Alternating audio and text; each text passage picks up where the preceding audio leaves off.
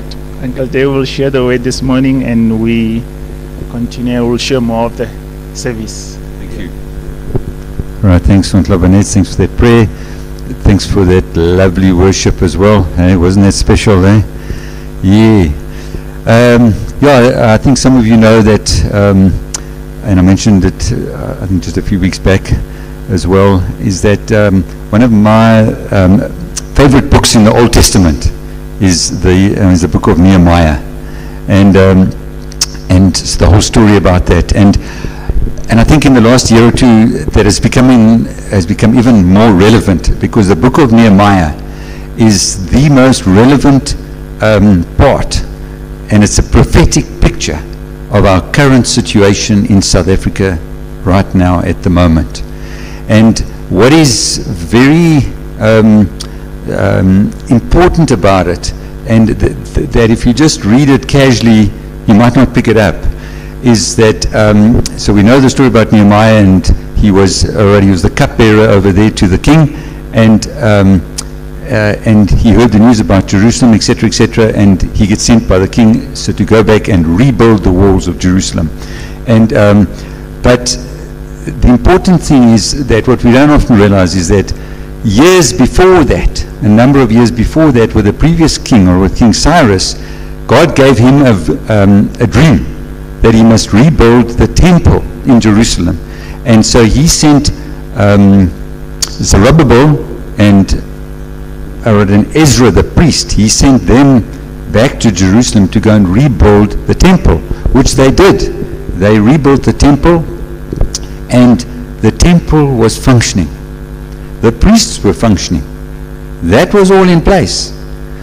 But as we're going to see, the walls of Jerusalem and the gates were in ruin, and the city was in a disgrace. Now, doesn't that remind you a little bit of South Africa? The church is there. There are many churches.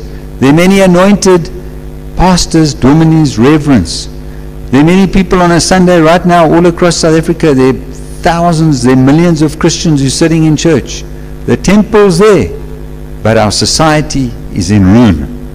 Our society, we, as I've mentioned many times, rape figures, we're in the top 5 in the world. Murder figures, we're in the top 5 in the world. Violence against women and children, we're in the top 5. All those crime, corruption, fraud, all those things, we in the worst in the world, and yet we are a nation who confess, who say that we 70 to 80% Christian. And so that is the picture of what Jerusalem was like then. The temple was there, the priests were doing their job, but the whole city was in disgrace, as he says. And so that is why the book of Nehemiah is so relevant to us today in South Africa. So we're going to look at a few of the verses out of the book of Nehemiah and try and apply them across. And so if you want to know what it looked like, if you go to the first slide there, I must come stand this side. Next one, yeah. So the state of Jerusalem when Nehemiah arrived there. Okay. So this is what the guys who'd been there at Jerusalem. They said so to Nehemiah when he was still there in Babylon. Those who survived the exile and are back in the province are in great trouble and disgrace. The wall of Jerusalem is broken down, and its gates have been burnt with fire. And then in chapter 2, after Nehemiah goes to Jerusalem and inspects the wall, he says, then I said to him, and he's speaking there to the rulers, you see the trouble we are in. Jerusalem lies in ruins, and its gates have been burnt with fire. Come, let us rebuild the walls of Jerusalem, and we will no longer be in disgrace. And that's a picture of South Africa. And, we always joke, I say, it seems like the worse it's going in our country in terms of politics and the economy, the better our sportsmen do, Isn't it incredible that never before have we been number 1 in the rugby, number 1 in athletics, or in the cricket. So Bafana are going to the World Cup for the first time in I don't know how many years, where they qualified actually to go. So isn't that amazing? But the country as a whole, the crime, etc., etc. So that is the state of South Africa. We're in a mess. That is where it all started. And so if we go to the next slide, we'll see how they started rebuilding the walls. And so I'm going to read this, and there are a lot of long names here which I might not get correct, but bear with me. I want to show you a few things out of this. It says Uzel. I'm just going to turn this thing a little bit that way so that I don't have to. Okay, there's it. It says Uzziel, the son of Horiah, one of the goldsmiths, repaired the next section. So this is a description of how they went to work, how they rebuilt the walls. Ananiah, one of the perfume makers, made repairs to the next. They restored Jerusalem as far as the broad wall. Raphael, the son of Hur, ruler of the half district of Jerusalem, repaired the next section. Adjoining this, Jediah, the son of Harimpa, made repairs the opposite his house, and Hatash, the son of Hashabniah, made repairs next to him. Malchijah, the son of Harim, and Hashub, the son of Patath Moab, repaired another section and the Tower of Ovens. Shalom, the son of Halohesh, a ruler of a half district of Jerusalem, repaired the next section with the help of his daughters. The valley gate was repaired by Hanan and the residents of Zanoah. They rebuilt it and put its doors and bolts and bars in place. They also repaired 500 yards of the wall as far as the dung gates. So what we see here is that everyone was involved. The perfume makers, building with their hands, imagine that, the goldsmiths, the daughters, the rulers, the mayor of the half city. Everyone was involved in this thing. It was not just a few. So this speaks to us of the priesthood of all believers. It's not die dominee wat hier voor staan wat alles moet doen.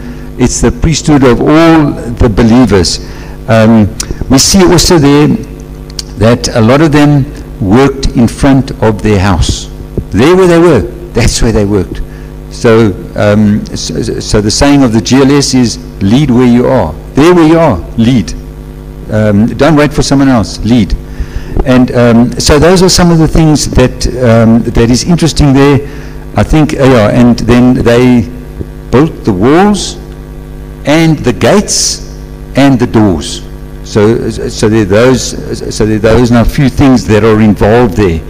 And so we know that when they started to rebuild, there was opposition. And if you know the story, you'll know how many times opposition against what they were doing. There were these guys who were non-Jews, who were not the Israelites. The other oaks who were living round about there, who'd moved in there when they all got exiled. So there's Tobiah, Arad, and Sanballat. And if you go and read, you'll see their names come up over every time. These oaks are not happy about anything that goes about the welfare of the Jews. So that's what it says. And that same pattern is there today. Those who do not want to see the welfare of the Jews are still there today, the Tobiahs and the Sanballats. But they are a picture of the enemy who comes in with their schemes. And if you read through the book, you'll see how many different schemes that they use. They try fear and intimidation. They try using some of the Jews who they stir up against because there's intermarriage there. So they use all of these different things, and they keep coming. So with the opposition, so their first opposition, they plan to come and attack them, right? Because they're still busy, building the walls, and so there's still open places, and they plan to come and attack them. Luckily, or not luckily, but and so Nehemiah and them hear about this and make the necessary plans, get the guys on guard, and then we'll see they develop a strategy, a two-pronged approach.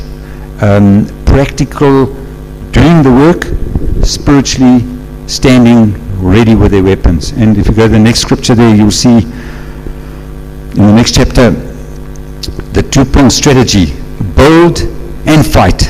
And so it says, from that day on, half of my men did the work, while the other half were equipped with spears, shields, bows, and armor.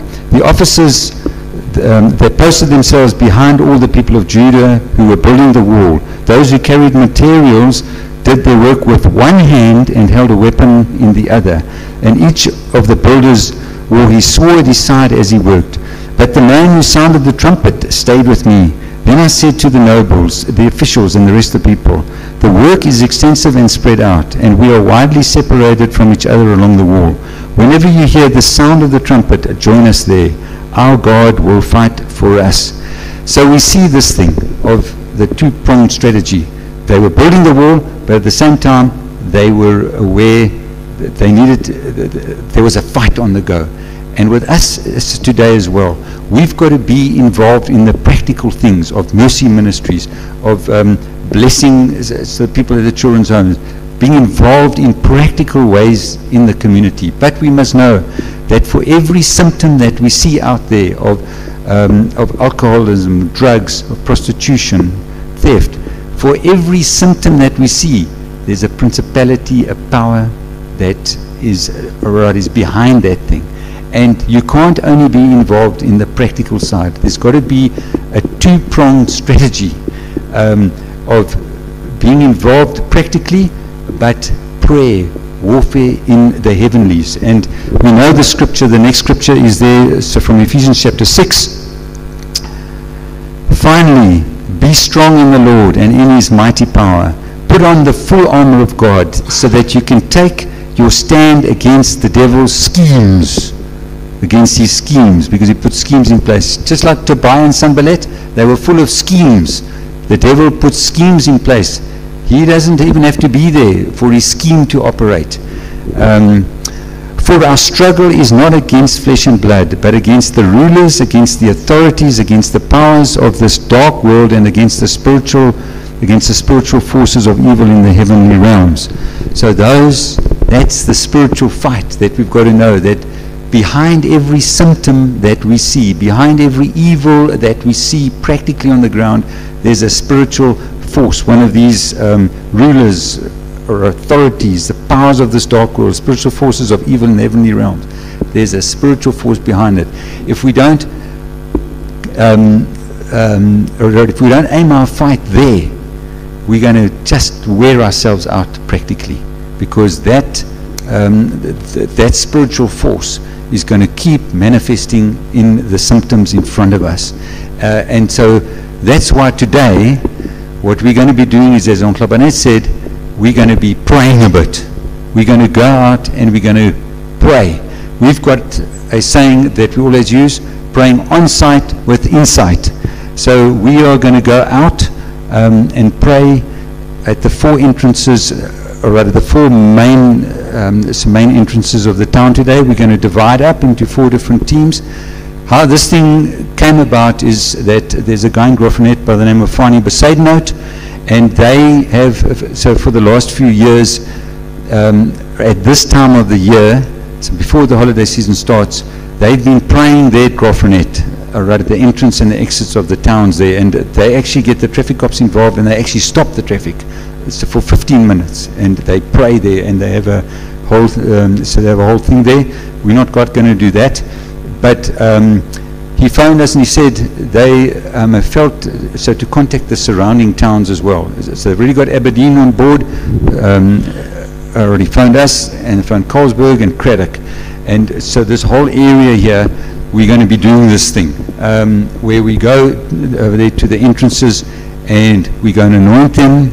So we anoint the roads, we pray for the holiday traffic, and we're going to break bread there together, so we're going to do that.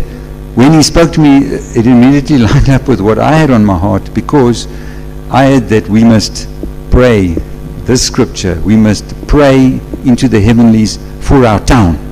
So we're going to be doing the same. So the team that's going to go around and pray over there at the Noport Road, they're going to pray for town as well. So for town as well, and all the farmers who farm out that way. The team is going to pray on the Stainsburg Road. They're going to pray there, and for Midross. the team who's going to pray on the Craddock Road are going to pray for all the farmers out there, and Lusaka. The team who's going to pray on the Grosvenor Road are going to pray for Kwananzame and all the farmers that way, plus the farmers on the Richmond Road. So that's what we're going to do. But I just want to to just look at a few more scriptures here from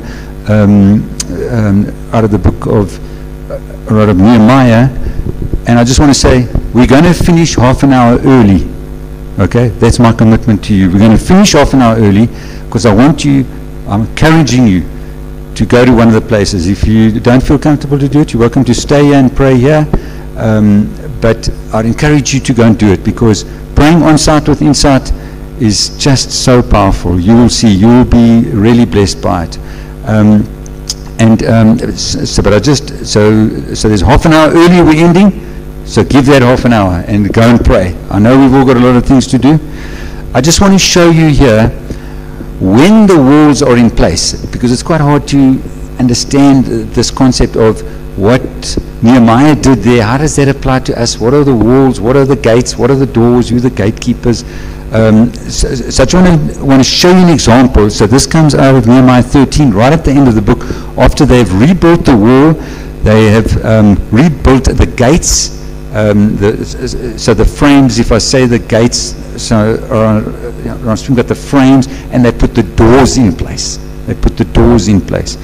This is how you can, or an example that we can see that when those things are in place, there's protection and safety for everyone inside. Okay, so here's the example. Men from Tyre who lived in Jerusalem were bringing in fish and all kinds of merchandise and selling them in Jerusalem on the Sabbath to the people of Judah. So it's using the example of the Sabbath. So they were under the law, and there under the law it was sin to do, so to buy and sell on the Sabbath. We're not under that law anymore. So that but it doesn't change the fact that for these people in this example, the Sabbath, buying and selling on the Sabbath was sinful. That was sinful, and so let's carry on. So nearby he says, I rebuked the nobles of Judah, and I said to them, what is this wicked thing you are doing, or desecrating the Sabbath day? Didn't your forefathers do the same thing, so that our God brought all this calamity upon us and upon this city? Now you are stirring up more wrath against Israel by desecrating the Sabbath.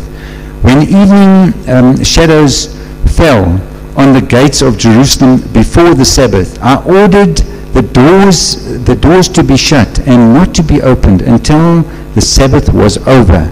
I stationed some of my own men at the gates so that no load could be brought in on the Sabbath day.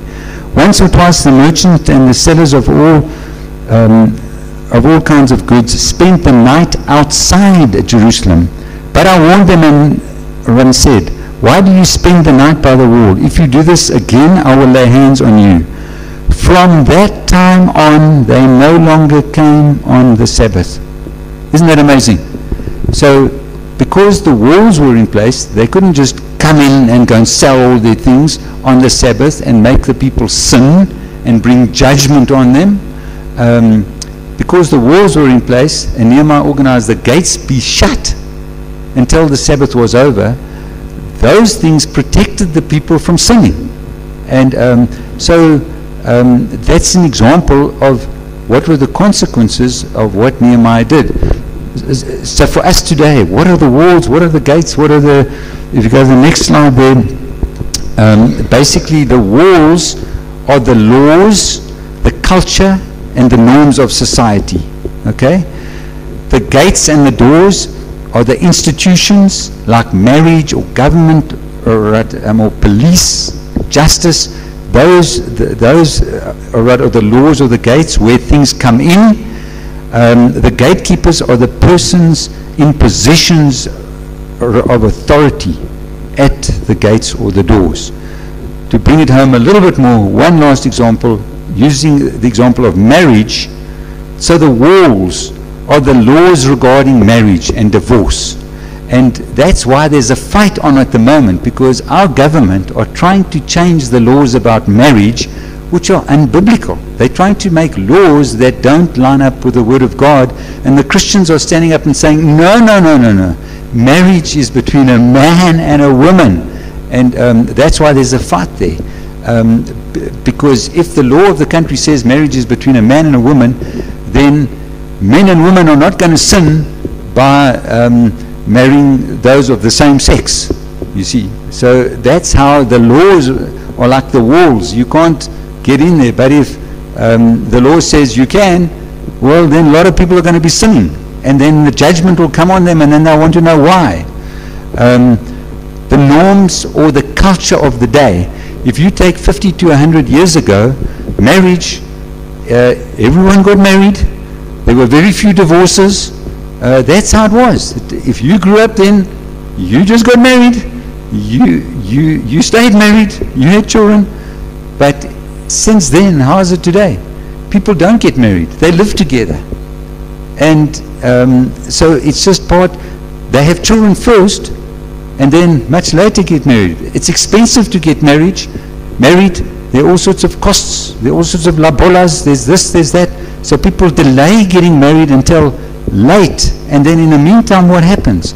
So those are like the walls. But if the walls line up with biblical principles, if you are born into that, you just walk in it. And there's safety, there's protection there. The gates, right, is the institution of marriage. Marriage is an institution. The doors is like the covenant that's between the husband and the wife. The covenant of marriage that the husband and the wife enter into. The gatekeepers is obviously the husband who's supported by the wife. So to just explain this a little bit, many people are living together, so the husband is there, so there is a gatekeeper in place, but they've never entered into the covenant of marriage. They're just living together. There's no door. So he's trying to cure, but he can't cure because there's no door. You see? So we've got to do it God's way, the way he's lined it up. So taking this example of marriage and that, so I think you all know we are in the middle of the 16 days of activism against gender-based violence, GBVF, and femicide. And so this is a worldwide thing, but South Africa ranks in the top 3 worldwide in terms of gender-based violence against women, and femicide. And so I was reading through all the different things. So the government put out a thing, because on the 21st of November this year, just the other day, GBVF was declared a national disaster in South Africa. So you know, like when they have these major floods or hurricanes and it wipes out whole cities and things, it's declared a national disaster. GBVF has been declared by our government in South Africa as a national disaster now, so now this year. So they've put out all these programs of what they must do, how they must go about it, all these different things. And I read through all this. I read the article in the Cape Argus, in one or two other newspapers, of where they highlighting this thing, and they're saying how everyone must be involved. Letsema, is that the word? Letsema. Is that right, Percy?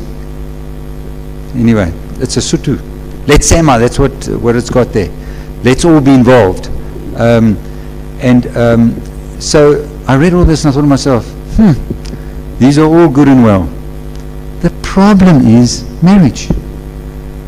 If marriage is done according to the Bible, you're going to have a husband and a wife who are in a covenant of marriage that God protects, children who are born into that. The husband is the protector of the wife and the children. If that is all in place, there will not be any GBVF, because the husband is there to protect, and that's the root cause. So yes, you can have all these programs, but get back to the original thing. Fatherlessness is one of the greatest curses of our nation today. All right, and we've given some of the statistics of that before. So that is the thing. Let's get to the root cause. And part of the root cause as well, in terms of GBVF, is drunkenness. Most of it happens around drunkenness.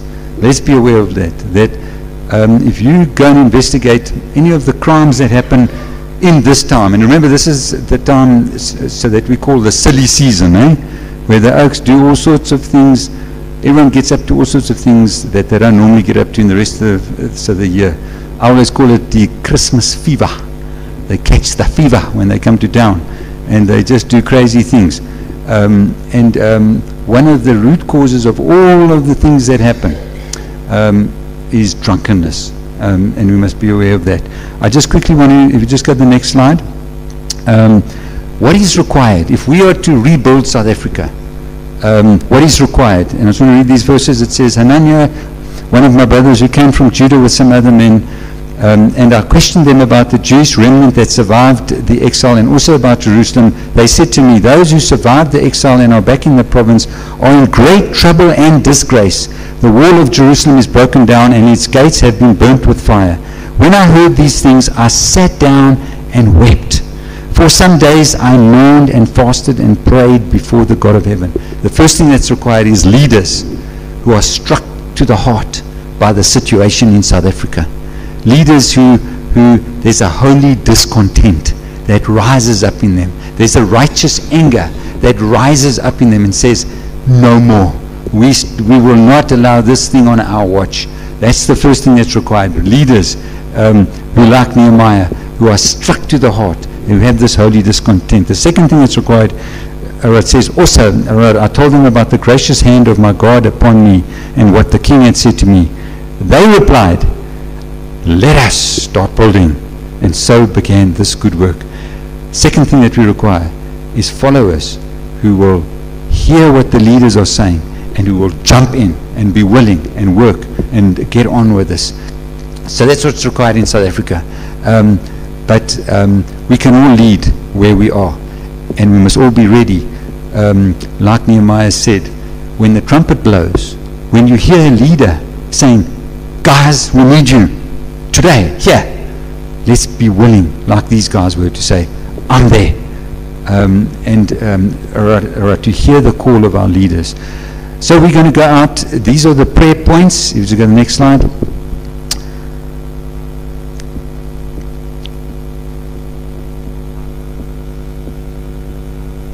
Okay, these are the prayer points. So these are the things that we're going to pray for out there. Number one is the holiday traffic. All right, and so safe traveling. Or people will obey the rules of the road, speeding, overtaking, patience, that will have sober and awake drivers, pedestrians, especially. I can send it to you, but you can take a photo of it as well. So this road goes right through the middle of Midross and town, or Lusaka, right through over there in between Lusaka and Kwananzame. And there are a lot of guys who are walking home from the Shabins who drunk, so let's pray for the pedestrians as well. The holiday traffic in terms of the impact on Middelburg, the impact on the businesses. Let's pray them in, that they come in and they stop here and they buy some food here, because it brings business in, it brings prosperity in, that they don't just drive past. So in spite of the dirt roads that have been ripped up all in our town and the potholes, let's pray them in that they come spend their money here. Let's pray also for the drugs and the prostitution that they bring with them. So just a week or two ago, I had to meet someone over there right at the turnoff, and we stopped there, and I was waiting now for these people who would come and stop in front of us, and I'd be able to load the guys over. This other smart car comes and stops in front of us, so with these two ladies in. Not 5 minutes later, this big truck comes and stops in front of them. The lady right on the left-hand side climbs out, drives out, and jumps into the truck. The prostitution gang is working, is operating. All WhatsApp, all organized. These were classy ladies. These weren't just, just any ladies. Driving smart cars. That's obviously the pimp. So organizes all this. We've got to know, so there's an impact. Let's pray against that. Number two is restoration of marriages and families. Let's pray for that. It's a spiritual thing as well. And or number 3, already is the 16 days of activism against gender-based violence, and femicide. And then let's also pray into all of the mountains of society. You know, there's 7 mountains of society, so family is one of them. These are the others. Or education, there are lots of children on holiday. What they're going to get up to, what they're going to do. Let's pray for those children on holiday, the businesses, or that the holiday traffic comes in. We already said that the Lord will bless us with rain, new vision and ideas for new businesses, etc., etc. Medical, let's pray for the hospitals, the clinics, the doctors, government, let's pray for the municipality, mayor, the councillors, the essential services, it's the guys who work there, the safety and security, let's pray for the police, magistrate's office, the security company, the prisons, religion, the churches and the church leaders, the priesthood of all believers. So those are just some of the prayer points that you can pray into, all right, as we go. So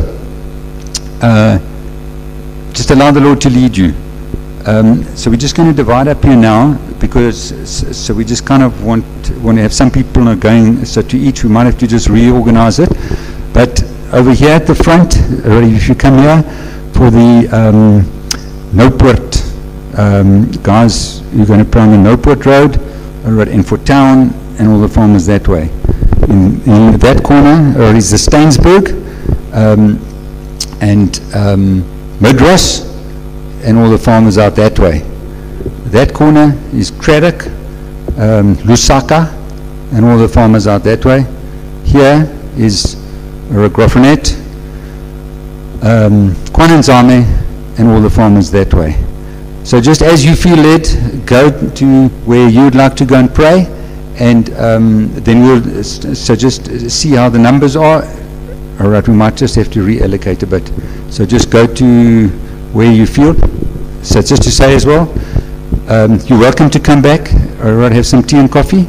But you're also welcome to just leave from there. Our time of fellowship is the time that you're going to have there, praying together. We're going to break bread there, okay? Why break bread? Because every time you break bread, what do? You declare the Lord Jesus, right? As Aunt Labanetz has been teaching us, the Lord Jesus over that place. Reign above it all. We declare that He reigns above it all. We declare the body of Jesus Christ that was broken. We declare the blood of Jesus Christ. We declare that covenant. So remember when He sat there that night with all the disciples, He said, do this in remembrance of me. This is the new covenant. We're declaring the new covenant. We're declaring the blood of Jesus, the forgiveness of sins, all those things. It's a powerful thing to be able to break bread there, so on site with insight. And so that's what we're going to do, and then we're going to anoint. So there are these things over here. So all right, and so we'll just count over there to make sure that we've got enough of each. Okay, so these little things. So there's one for each of us, and then there's the oil that we're going to draw a stripe across the road. It's the tar road, so that every person who crosses over there walks into God's blessing. Okay, so let's just divide up, or just as you feel led, and then we'll just see how the numbers are. And if each, okay, so let's do that now.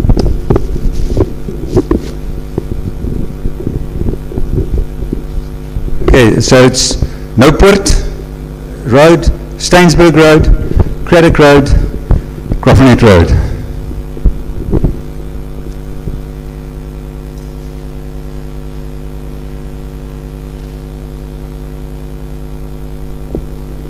The Craddock Road there.